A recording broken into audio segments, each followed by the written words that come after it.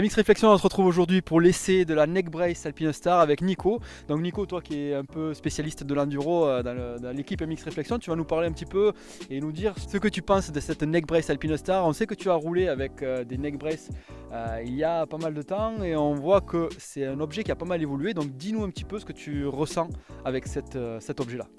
Ouais, agréablement surpris en fait. J'avais arrêté de porter des Neck Brace. Moi, j'avais la toute première version de la Lead Brace, c'était la Lead Brace Aventure. J'étais un petit peu déçu en termes de mobilité, des appuis aussi sur les clavicules, ça faisait un petit peu mal.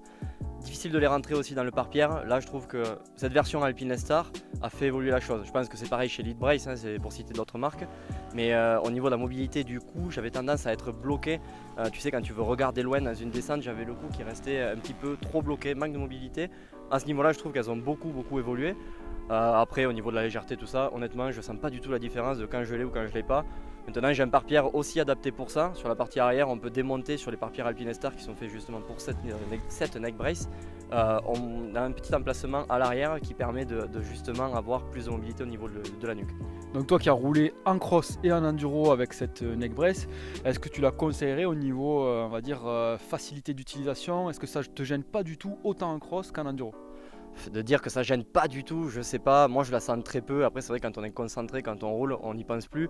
Peut-être que ça bloque quelques mouvements, mais bon, au niveau de la protection, je pense que c'est quand même très efficace. C'est vraiment quelque chose qui a révolutionné quand même le motocross et l'enduro au niveau de la protection des cervicales. Et justement, j'allais te poser cette question, est-ce que tu te sens plus protégé avec cette neck brace? Alors on sait, on peut pas avancer des choses comme quoi c'est une protection ultra efficace, on ne le sait pas à 100%, il faut faire des tests je pense un peu plus poussés. Mais toi, est-ce que tu te sens plus protégé avec cette neck brace?